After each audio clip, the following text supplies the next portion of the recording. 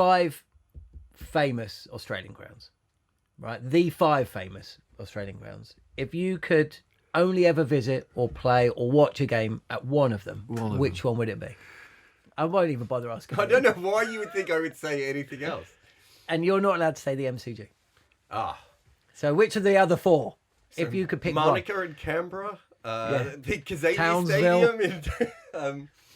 You can. Do you know what? For the purposes of this, it's such a pain because of where the ground is. It does my head in. yeah, that all counts because Adelaide is a beaut, right? Because you can Adelaide and Sydney are so good, aren't they? And that part of Brisbane, I really like that Wollongabba area, like, as well. So said nobody ever. Yeah. No, I hate the ground, but I'm saying the area. Oh, no way. Yeah. I always stay out there. You probably stay in the city and have to cross. It's been a while. I'm going to throw the WACA in, okay? So the WACA was a hole. Absolute hole. Like, they should have been demolished 20 years earlier than it I know, did. but it leaks also... And it stunk. Yeah, but and you it couldn't was get still food horrible. and the toilets were horrendous. Yeah. And the staff were the worst in the world. I love it. People used to abuse... I always found it funny, like, people would come over, like, and say, oh, the Lord staff are rude. Have you been to the WACA? I got choked by a woman at the WACA. Right? Like, what are we talking about here? She's here now. SCG for me. So when you say SCG, you're talking about the pavilion, right? Yeah, lovely. The aesthetics of the place. Adelaide is gorgeous. You walk across the river from the city. Can I just say 2 things to counter? Yeah, go on. Right. It's a bit like Headingley. We've talked about Headingley in the past. I love Headingley. I don't really like Headingley that much. I love Headingley. Headingley's on this list. No, it's not. But it depends where you're sat. So if you're sat in the lady, not that we'd be sat in the ladies' pavilion or the members' pavilion, looking that way. You've got that horrendous looking stand in front of you. I don't think the SCG is that pretty, really. Do you remember 10 and 11? Were you in the overflow box? Yeah, right at that top. There's that weird plasticky stand at the SCG. Is it still there? And they've got like a thing that hangs at the bottom of it, like it's for the Aussie rules. They use it in rugby. I think was the old. And it looks like the sort of things you have at a building site. But they've tacked it onto the top of the ceiling. And when you go up in the lift, Bumble, he's never had to do this. He's never been in overflow. He was never in the... What's an overflow? When you go up in the lift, it says there are only 75 people are allowed to be in this, otherwise it will collapse. Right, okay. It doesn't quite say it like that, but that's the way you read it when you go up there. It stinks. Do you know the other problem with the SCG? I don't know if they've changed it, but because they've kind of built a bit there and then a bit there and a bit there... You can't walk round the ground. You have to leave the ground to get round, to get in. Oh, I've been in the SCG. You're not selling it to me, are you? You're not selling this. There's bits like, I remember, so my family came out in 2010. I was getting married in New Zealand in 2011 off the back of the Ashes. Just fortunately, the Ashes just happened just before I was about to get married. Did the family know you were getting married? Yeah, they knew. They rocked up at the SCG and sat in their seats and... They couldn't see half of the strip. There's part of it that if you sit there, you can't even see half of the pitch. So SCG... You've convinced me. I'm going to Sit Adelaide. You're going Adelaide? Adelaide. Even with all the changes? Yeah, I think, of course, that's going to get a bit of criticism, but you can sit outside. It's a bit like Lloyd's where you go on the nursery ground, have a picnic and all that. That's my problem with it. Like, you go there, and they're like, there's 45,000 people here. And you're like, well, there's about 15,000 in here watching the cricket and 30,000 out the back. That's a bit of the problem with Adelaide. It's an experience, though. You're dipping in, you're dipping out. It's social. It's a social occasion. What they should do at Adelaide is kind of what they do at like the major tennis opens, right? Where you can get a main court seat. Where you can actually then go out and just be a member in the members' garden or get a ticket to the members' garden. Because then they would fit 70,000 people in, right? Yeah. And instead, what ends up happening is, we all know it. We've all been out there for a drink. It's an incredible environment. Yeah. But there's no one in the stands watching the cricket. And it's so hot. Yeah. Like everyone's just trying to get whatever shades there. I think we should play at Headingley. I reckon. No, not Headingley. Go back to Headingley. Adelaide's so we said the incredible. WACA, definitely not.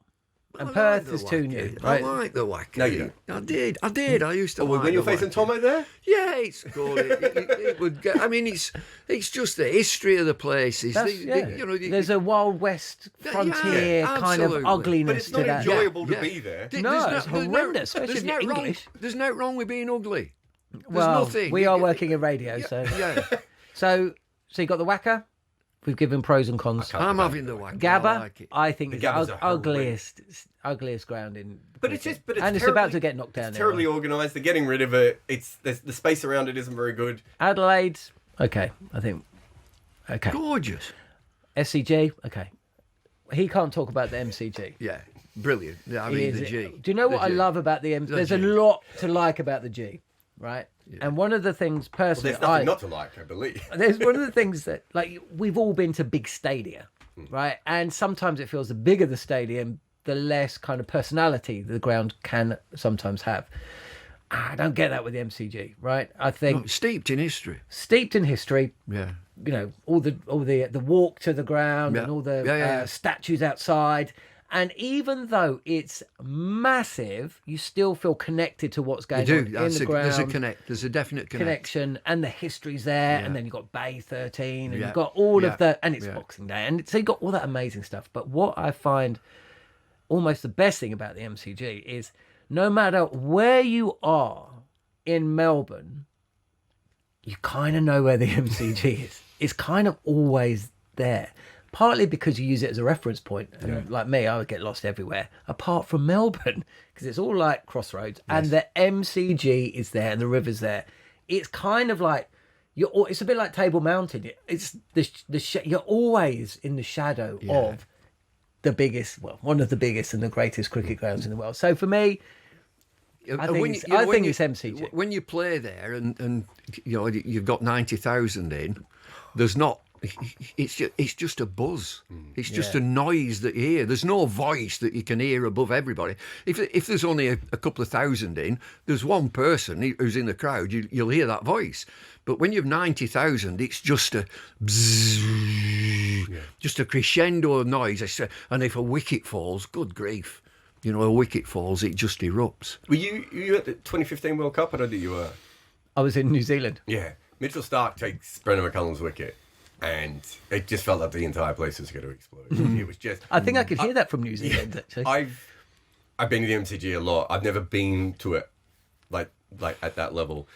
I don't think I've ever even been in an Indian ground where I felt that level of one. So I think specifically MCG does something. It's also not like any other crowd. It was like a football crowd, right? Like so much so that as Goffey he played in the game where they threw golf balls at him.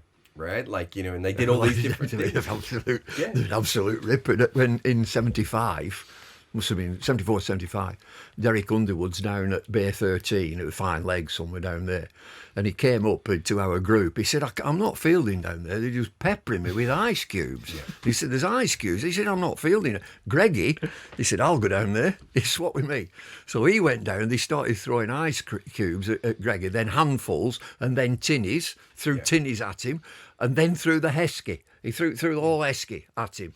He picked it up and threw the whole lot back at him. The whole lot. He threw it back into the crowd. I mean, he just getting on with the crowd. And then there was that time when they put a pig on the field. They put a live pig on, didn't they? I don't think that was the MCG. By that stage, the MCG was so locked down. But there has been pigs on Australian grounds before. Was it not the Bay 13? They brought in wasn't that to do with Eddie Hemmings? Yeah. I thought that was the SCG. Was it? Maybe I'm wrong. There was a way of doing it. Way of finding it out. I think it is. It's just unlike any other cricket ground, I think, in the world. I love Eden Gardens. I haven't been to the new one and I'm mad about it, but that's going to take time to find its own personality and everything else. But you go to the MCG and there's so many people in that ground. And you were talking about before that buzz, it's also, there's something about the way they built that stadium, even when they've remade it, it has a sort of echo version. Yeah, absolutely. And so the noise just keeps swirling it around. Reverberates all the way around. It's got a soul. And that John's mentioned New Zealand. That place that caked in Auckland has no soul. It doesn't have a soul. Oh, Eden Park. Yeah, it was a rugby ground. It is a rugby ground. There's nothing to like about it. You go and play the cricket and go home. It was the Gabba. It was the Gabba with a P. Of course it was. Was it? Of course it was. The Gabba is. I don't think if you haven't been to the Gabba, I don't think you understand how bad it is. No. I remember going in 06. You're not selling the Gabba, you two. No, it's been knocked down for a reason. Yeah, they're not. I mean, that's the greatest news in Australian sport. I was there for the first day, and Harmy's wide, and Australia racking up, I don't know, 300 for 3, 350 for 3, whatever. And I remember sitting with the Barmy Army, and the sun is literally just, and I sat there, and I'm like, baking. What? Anyway, thankfully the sun goes across. It was just the first session. But I must have counted the best part of 50 or 60 people getting kicked out of that crowd. Australia piled on the runs. The sun, it was so oppressive. It was ridiculously hot. And I remember leaving at the end of day one and I thought, how am I going to do 20 odd days of this? Right. It was so in your face. It was horrible. It's not a great venue.